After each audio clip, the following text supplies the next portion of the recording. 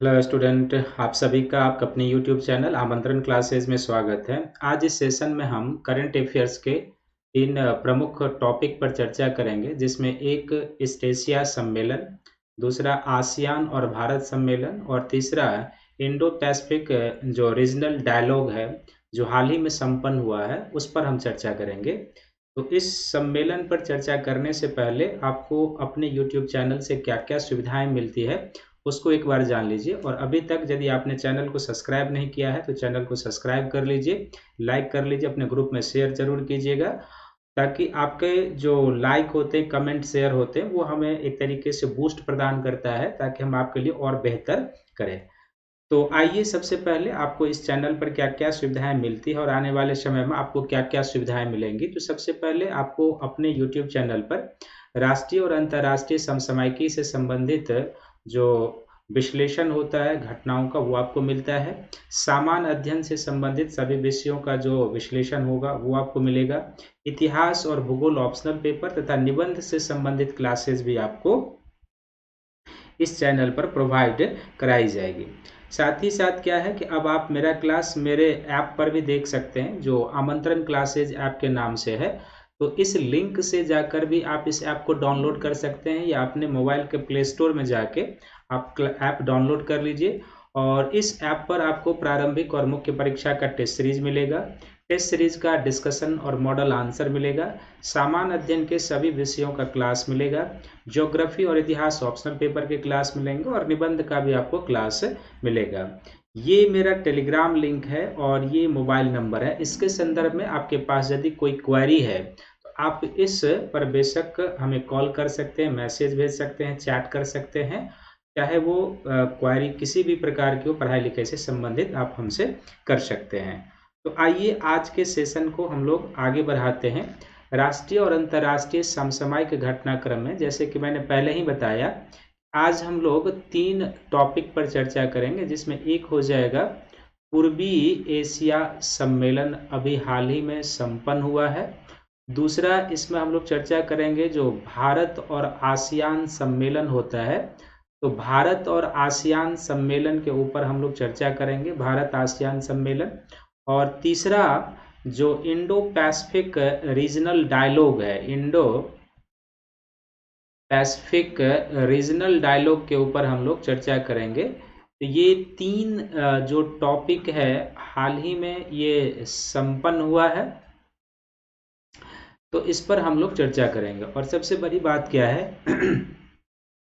कि ये जो तीनों सम्मेलन हुआ है ये बेसिकली वर्चुअल तरीके से हुआ है, वर्चुअल तरीके से हुआ है। और इस तीनों सम्मेलन की वर्चुअल तरीके से समाप्ति के बाद वर्तमान में अपने प्रधानमंत्री जो हैं वो G20 के सम्मेलन, और उसके बाद जो स्कॉटलैंड के ग्लासगो में कॉन्फ्रेंस ऑफ पार्टीज का 26 सम्मेलन होगा उसमें वो पार्टिसिपेट करने के लिए गए हैं। तो अगला जो वीडियो होगा उसमें हम लोग जो G20 सम्मेलन का निष्कर्ष होगा, डिक्लेरेशन, घोषणा पत्र, उस पर चर्चा करेंगे। और फिर जो कोप 20 सम्मेलन के निष्कर्ष निकल कर आएंगे, जो कोप 26 सम्मेलन है, उसके ऊपर हम लोग डीप डिस्कशन करेंगे। तो आइए इस चर्चा को आगे बढ़ाते हैं। तो जो प्रमुख तीन सम्मेलन हुए, जैसे आपको बताया कि पूर्वी एशिया समिट हुआ है, पूर्वी एशियाई देशों का, और भारत और उसमें और कई देश शामिल है। दूसरा, भारत आसियान शिखर सम्मेलन होता है, जिसमें भारत और आसियान के 10 देश शामिल होते हैं। और इंडो पैसिफिक रीजनल डायलॉग का सम्मेलन हुआ है, जैसे कि अभी आपको बताया। इसमें पहली दो बैठकों में प्रधानमंत्री के द्वारा भारत का प्रतिनिधित्व किया गया, यानी कि जो पूर्वी एशिया शिखर सम्मेलन है और जो भारत आसियान शिखर सम्मेलन है, इसमें वर्चुअल तरीके से सम्मेलन का प्रतिनिधित्व, भारतीय प्रतिनिधित्व प्रधानमंत्री ने किया। और इन दोनों सम्मेलन में प्रधानमंत्री के द्वारा प्रतिनिधित्व करने के बाद वो G20 के सम्मेलन में भाग लेने के लिए इटली के रोम शहर चले गए थे। और उसके बाद वो फिर जाएंगे ब्रिटेन के ग्लासगो, जहां पर वो कोप 26 सम्मेलन में भारत का प्रतिनिधित्व करेंगे। तो इसके बाद जो तीसरा सम्मेलन हुआ था, जो इंडो पैसिफिक रीजनल डायलॉग का सम्मेलन हुआ था, इसमें भारत का प्रतिनिधित्व हुआ था रक्षा मंत्री यानी कि श्री राजनाथ सिंह जी, विदेश मंत्री यानी कि श्री S जयशंकर जी, और पेट्रोलियम एवं प्राकृतिक गैस मंत्री हरदीप सिंह पुरी ने तीसरे सम्मेलन में भारत का प्रतिनिधित्व किया था। ये तीनों जो सम्मेलन है इसमें कौन कौन से किस तरीके से भाग लेते हैं, तो यहाँ पर आप देख लीजिए। जो पूर्वी एशियाई देशों का सम्मेलन है इसमें आसियान के 10 देशों के अलावा इसमें भारत भी शामिल होता है, चीन भी शामिल होता है, जापान शामिल होता है, दक्षिण कोरिया शामिल होता है, ऑस्ट्रेलिया शामिल होता है, न्यूजीलैंड शामिल होता है और अमेरिका शामिल होते हैं। तो ईस्ट एशिया सम्मेलन में आसियान के 10 कंट्री के अलावा भारत, चीन, जो जापान है, दक्षिण कोरिया है, ऑस्ट्रेलिया है, न्यूजीलैंड और अमेरिका है, ये सभी शामिल होते हैं। यानी कि इंडो पैसिफिक रीजन के जो देश हैं वो सभी इसमें शामिल होते हैं। और आसियान सम्मेलन में आसियान के 10 देश और भारत की बैठक होती है। ये तीनों सम्मेलन कब संपन्न हुआ है, तो 27, 28 और 29 अक्टूबर को संपन्न हुआ है। और जैसे मैंने पहले ही बताया कि इन सम्मेलनों की समाप्ति के बाद जो है 2 सम्मेलन में भारत का प्रतिनिधित्व करने के बाद प्रधानमंत्री कहाँ गए थे, तो अभी वो यूरोपीय कंट्री के दौरे पर हैं जहां पर उन्होंने G20 सम्मेलन को संबोधित किया था अभी। और फिर वो स्कॉटलैंड के ग्लासगो जाएंगे जहां पर COP26 सम्मेलन में भागीदारी करेंगे, पार्टिसिपेट करेंगे। तो तीनों समिट जो हुआ है, East Asia summit, ASEAN plus Bharat summit और Indo Pacific regional dialogue summit जो हुआ, ये भारत के दृष्टिकोण से क्या महत्व रखता है, ये इस टॉपिक का सर्वाधिक महत्वपूर्ण एरिया है। तो सबसे पहला क्या है कि जो हिंद प्रशांत क्षेत्र है वर्तमान में क्या है, ग्लोबल कूटनीति के केंद्र में। आप देखते हैं कि जो हिंद प्रशांत का, चाहे वो हिंद महासागर, हिंद प्रशांत का जो एरिया होता है वो जो इक्वेटोरियल हिंद महासागर है और जो प्रशांत का एरिया है वो उसको हम लोग इंडो पैसिफिक कहते हैं। तो ये जो महासागर का एरिया है वर्तमान समय में सर्वाधिक महत्वपूर्ण क्षेत्र है, क्योंकि इस क्षेत्र में चीन की उपस्थिति है, भारत की उपस्थिति है, अमेरिका की उपस्थिति है, जापान की उपस्थिति है, फ्रांस की उपस्थिति है। तो विश्व की सभी महाशक्तियों की उपस्थिति के कारण क्या है कि जो इंडो पैसिफिक रीजन है वो वर्तमान में क्या है, ग्लोबल कूटनीति के केंद्र में है, यानी वैश्विक राजनीति के केंद्र में है। और भारत के लिए पूरा क्षेत्र जो है कूटनीति के दृष्टिकोण से, आर्थिक दृष्टिकोण से और सैन्य सहयोग तीनों ही दृष्टिकोण से बड़ा मायने रखता है। कूटनीति के दृष्टिकोण से इसलिए ये मायने रखता है क्योंकि इस क्षेत्र में चीन जो है एक तरीके से अपनी धीरे धीरे विस्तारवादी नीति अपना रहा, और यदि इंडो पैसिफिक क्षेत्र में चीन का वर्चस्व बढ़ता है तो ये भारत के लिए सामरिक तौर पर भी, कूटनीतिक तौर पर भी और आर्थिक तौर पर भी भारत के लिए ये क्या होगा, एक तरीके से हानि के बराबर होगा। तो भारत के लिए इन सभी दृष्टिकोण से, क्योंकि इंडो पैसिफिक क्षेत्र में चीन की पहुंच बढ़ने का अर्थ है कि आसियान देशों में उसकी पहुंच बढ़ेगी, आसियान के साथ भारत का व्यापारिक संबंध है और साथ ही साथ आसियान एक उभरता हुआ वैश्विक बाजार है। तो जाहिर सी बात है कि इस क्षेत्र में यदि चीन की पैठ बनती है तो ये हर एक दृष्टिकोण से भारत के लिए जो है सो एक तरीके से हानिकारक होगा। दूसरा क्या है कि जो इंडो पैसिफिक रीजनल डायलॉग है भारत की भावी समुद्री सुरक्षा के दृष्टिकोण से अत्यधिक महत्वपूर्ण माना जा रहा है। जो हमारी एक लंबी तट रेखा है, तो जाहिर सी बात है कि न केवल हमारी लंबी तट रेखा की सुरक्षा बंगाल की खाड़ी और अरब सागर में जो हमारी महत्वपूर्ण उपस्थिति है उस पर निर्भर करती है, बल्कि इन क्षेत्रों में अन्य देशों के साथ हम कैसे सहयोग कर सकते हैं, अन्य देश हमारे साथ कैसे सहयोग कर सकते हैं, हम इस क्षेत्र में चीन की पहुंच को कैसे दूर रख सकते हैं, इस पर भी निर्भर करता है। और तीसरा, ये भारतीय नौसेना की रणनीतिक तैयारियों का भी संकेत माना जाने वाला है कि वो किस तरीके से इंडो पैसिफिक जो कंट्री है उस कंट्री के साथ अपनी सैन्य सहयोग बढ़ाता है। चीन को इस क्षेत्र में सीमित करने के लिए अमेरिका किस तरीके से भारत के साथ आता है। तो इन सभी दृष्टिकोण से, खासकर कूटनीतिक, आर्थिक, सामरिक, सैन्य सहयोग के दृष्टिकोण से ये जो पूरा इंडो पैसिफिक रीजन है और ये जो 3 समिट हुए हैं भारत के लिए सबसे महत्वपूर्ण माना जाता है। अब इस समिट में, तीनों समिट में व्यक्तिगत तौर पर क्या क्या चीजें निकल कर आई वो आपको ध्यान से सुनना है। तो सबसे पहले जो ईस्ट एशिया समिट हुआ था इसमें क्या क्या चीजें निकल कर सामने आई है। तो ईस्ट एशिया समिट जो है इसमें सबसे पहले क्या क्या चीजें निकल कर आई है, तो ईस्ट एशिया समिट में हिंद प्रशांत में कानूनों के अनुपालन पर जोर दिया गया। भारत ने खासकर प्रधानमंत्री ने हिंद प्रशांत क्षेत्र में कानूनों के अनुपालन पर जोर दिया। ये लाइन जो है बेसिकली किसके लिए है? ये लाइन बेसिकली क्या है? चीन के लिए है, क्योंकि इस पूरे क्षेत्र में चीन अपनी विस्तारवादी नीति से न केवल भारत को बल्कि विश्व के अन्य देशों को भी वो परेशान कर रहा है। आप साउथ चाइना सी को देख लीजिए, ईस्ट चाइना सी को देख लीजिए। ईस्ट चाइना सी में जापान के साथ जो है उसका 36 का आंकड़ा है। साउथ चाइना सी में जो उस चाइना सी से लगे हुए जितने भी इंडोनेशिया है, मलेशिया है, सिंगापुर है, जितने भी ये कंट्री हैं, सभी के साथ जो है उनका विवाद चल रहा है। तो हिंद प्रशांत क्षेत्र में महासागरों में कानून के अनुपालन का फोकस करके ये चीन को एक तरीके से घेरने का प्रयास किया गया, क्योंकि इस क्षेत्र में चीन ही ऐसा एक देश है जो वह अंतर्राष्ट्रीय कानून, जो समुद्री कानून है, संयुक्त राष्ट्र का समुद्री कानून है, उसको भी मानने से वो इनकार कर रहा है। तो यह कहकर प्रधानमंत्री ने एक तरीके से चीन को कटघरे में खड़े करने का प्रयास किया है।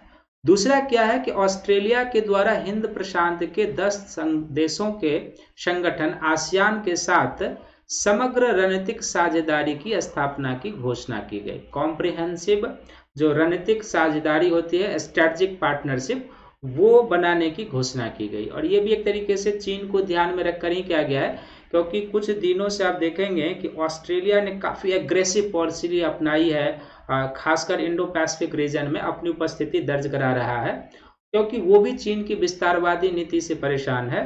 तो ऑस्ट्रेलिया भी इस क्षेत्र में जानता है कि यदि चीन को सीमित किया जा सकता है तो इंडो पैसिफिक देशों के सहयोग से ही, और उसमें भारत, अमेरिका जैसे देशों का सहयोग सबसे महत्वपूर्ण है। तो दूसरा ये भी है। तीसरा, जापान के द्वारा मानवाधिकार के मुद्दे को उठाया गया। तो जापान के द्वारा मानवाधिकार के मुद्दे को उठाया जाना भी ये किस देश के लिए संकेत था?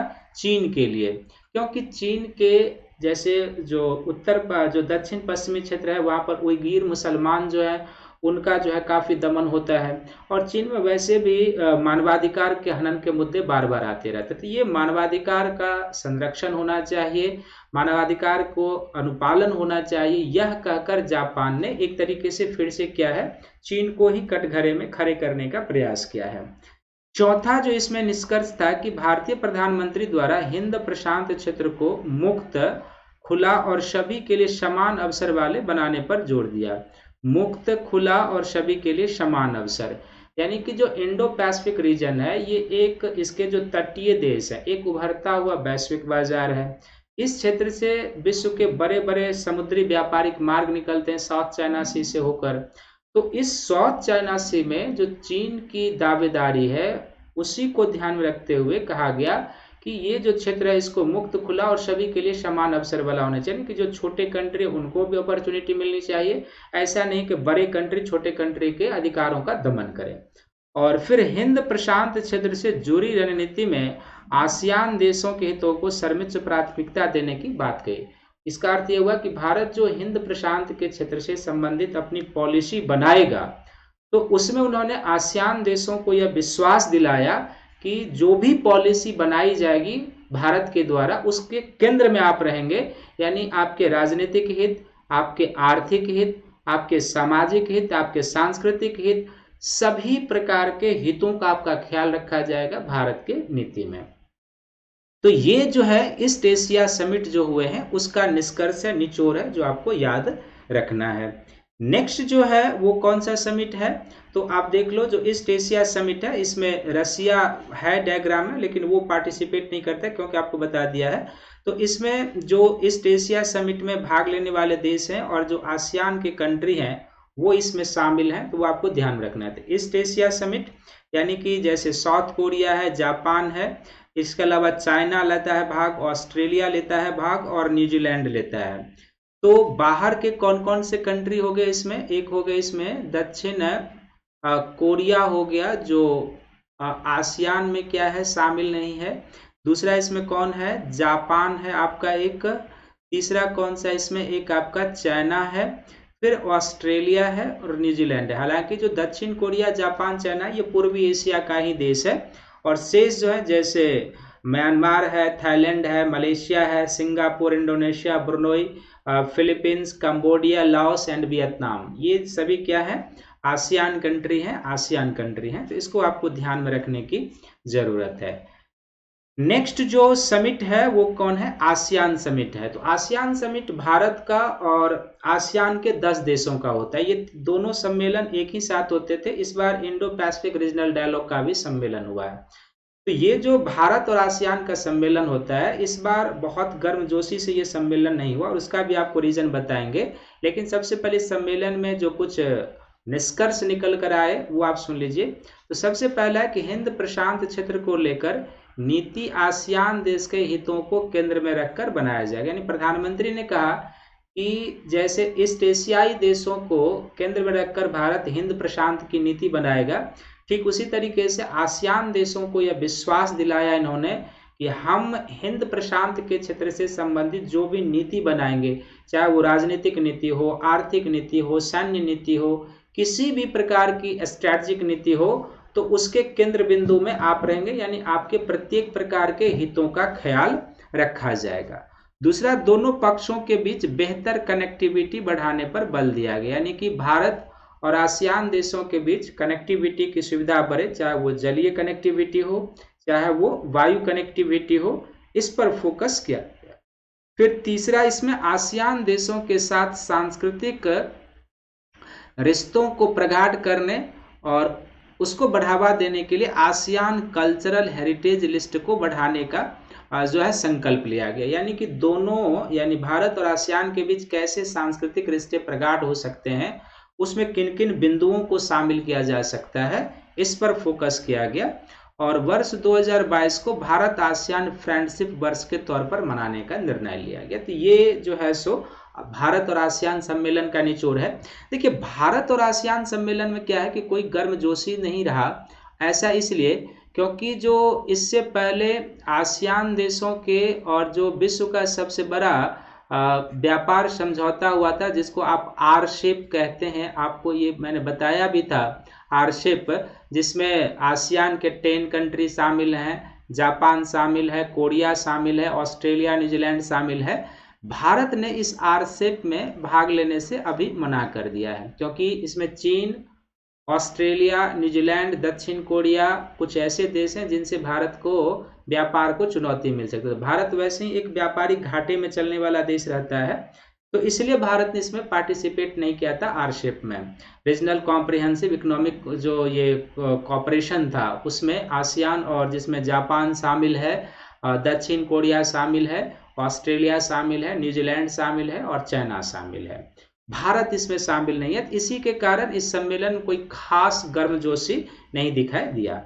तीसरा जो सम्मेलन था वो भारत के समुद्री सुरक्षा के दृष्टिकोण से सबसे महत्वपूर्ण था, और यही आसियान कंट्री हैं जो पहले भी आपको बता चुका हूं। ये म्यांमार का मैप है, थाईलैंड है, कंबोडिया है, सिंगापुर है, इंडोनेशिया है, ब्रुनोई है, मलेशिया है, वियतनाम है, लाओस है एंड फिलीपींस है। ये आसियान कंट्री है जो भारत के साथ इनका सम्मेलन होता है, और ये 10 कंट्री आते हैं इसमें। तीसरा जो इंडो पैसिफिक रीजनल डायलॉग का मुद्दा है और जिसमें उस पर चर्चा की गई, वो भारत के लिए सबसे बड़ा महत्वपूर्ण था। और इसमें किन किन बिंदुओं पर फोकस किया गया, तो समुद्री मार्ग से होने वाले जो कारोबार हैं, जो व्यापार वाणिज्य हैं, इस पर फोकस किया गया कि समुद्री अर्थव्यवस्था को कैसे बढ़ावा दिया जाए, और प्रत्येक देश का यह कर्तव्य है कि समुद्री मार्ग से होने वाले कारोबार को वो सुरक्षा प्रदान करे। और फिर इसमें यह भी कहा गया कि सभी देशों का यह कर्तव्य है कि जो जलीय मार्ग है वो स्वतंत्र और सभी के लिए होना चाहिए।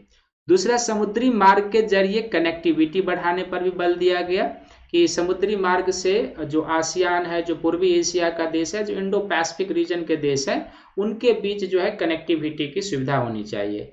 हिंद प्रशांत क्षेत्र के बीच समुद्री समन्वय यानी कि महासागरीय क्षेत्र में सहयोग पर बल होना चाहिए, तनाव पर बल नहीं, क्योंकि इंडो पैसिफिक जैसे आपको पहले ही बताया कि वर्तमान समय में जो इंडो पैसिफिक रीजन है वो क्या है, बहुत ही तनाव का क्षेत्र है, सर्वाधिक सामरिक महत्व का है। और क्यों है वो भी आपको बताया है। तो उनमें यदि तनाव रहेगा तो ये क्या होगा, व्यापार को प्रभावित करेगा। तो इसके लिए इसमें सभी देशों, जो इस क्षेत्र के देश इंडो पैसिफिक के, सभी के बीच एक सामुद्रिक सहयोग होना चाहिए, समन्वय होना चाहिए, इस पर फोकस किया गया।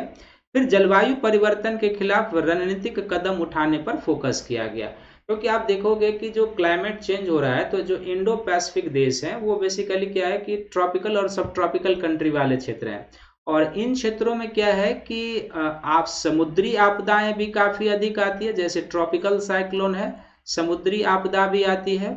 और समुद्री आपदा के साथ साथ क्या है, यहाँ पर मौसमी आपदा भी काफी अधिक आती है, मौसमी आपदा जिसमें फ्लड सबसे प्रमुख है। इस बार आपने देखा होगा कि यूरोप में कितना फ्लड आया है, चाइना ने कितना फ्लड, और भारत में मानसून जाते जाते भी जो है इतनी वर्षा कर गया जो कई राज्यों में, उत्तराखंड में, केरल में फ्लड का कारण बना था। तो जलवायु परिवर्तन के खिलाफ इसीलिए क्या है कि एक रणनीतिक कदम, स्ट्रैटेजिक कदम उठाने पर फोकस किया गया, ताकि जो ये क्षेत्र है इसमें आपदा से होने वाली जो नुकसान है उसकी कमी की जा सके। फिर निजी व सरकारी क्षेत्रों के बीच भी समन्वय पर फोकस किया गया, और साइबर क्राइम को कैसे कंट्रोल किया जाए ये, क्योंकि हाल फिलहाल में जो है सो साइबर क्राइम के मामले काफी बढ़े हैं। तो इसमें इंडो पैसिफिक रीजनल डायलॉग में इन्हीं मुद्दों पर चर्चा किया गया था। एक बार आप इसे मैप के जरिए देख लीजिए, ये इंडो पैसिफिक रीजन है, जो मैंने पहले ही कहा था कि ट्रॉपिकल और सब ट्रॉपिकल एरिया इसमें आ जाता है। तो ये जो इंडो पैसिफिक क्षेत्र के कंट्री हैं, और इसीलिए आप देख रहे हैं कि ये उत्तरी हिंद महासागर है, ये काफी स्ट्रैटेजिक बन चुका है। इसमें अरब सागर से लेकर बंगाल की खाड़ी तक और जो जापान तक का जो एरिया है, ये पूरा का पूरा काफी अभी स्ट्रैटेजिक पॉइंट ऑफ व्यू से महत्व का एरिया बन चुका है। तो इसी इंडो पैसिफिक क्षेत्र में चीन की भी फोकस है, यूएस की भी फोकस है। यूएस आपने देखा अफगानिस्तान से निकला है, अब वो इराक से निकलेगा, और उसका भी फोकस इंडो पैसिफिक रीजन पर ही है। और फ्रांस का भी है, ब्रिटेन का भी है, और भारत का तो हित यहाँ से है ही, क्योंकि भारत का जो 98% व्यापार होता है वो समुद्री मार्ग से होता है, जो इंडो पैसिफिक क्षेत्र में ही आता है।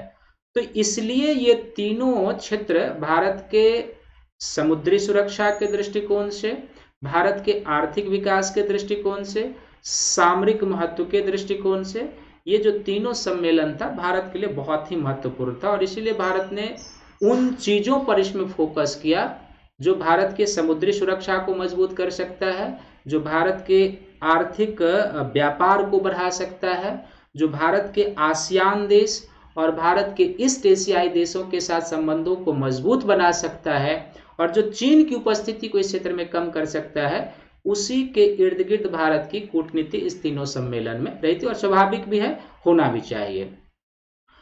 तो इस सम्मेलन में ये निष्कर्ष रहा। तो मैं उम्मीद करता हूं कि आप सभी को ये वीडियो अच्छा लगा होगा, और इसको लाइक कीजिएगा, शेयर कीजिएगा, सब्सक्राइब कीजिएगा। और जैसे पहले भी कहा कि ये सम्मेलन हुआ है, इसके बाद अभी सबसे महत्वपूर्ण इटली के रोम में G20 का सम्मेलन चल रहा है, और फिर स्कॉटलैंड के ग्लासगो में जो जलवायु परिवर्तन के पक्षकार देश हैं उनका 26वां सम्मेलन होगा। तो जब वो दोनों सम्मेलन हो जाएगा तो उस दोनों सम्मेलन को भी आपके साथ शेयर किया जाएगा। ये IR में आपको बहुत ही मदद करेगा, एनालिटिकल एरिया है, तो आप इसे जरूर देखिएगा, लाइक कीजिएगा, शेयर कीजिएगा। UPSC से लेकर स्टेट PCS सभी जगह ये आपके लिए बेनिफिशियल है। तो सभी को थैंक यू है, धन्यवाद है। आप इस वीडियो को लाइक कीजिए, शेयर कीजिए, सब्सक्राइब कीजिए, और आने वाले वीडियो में आपके साथ मैं G20 और COP26 पर चर्चा करूंगा।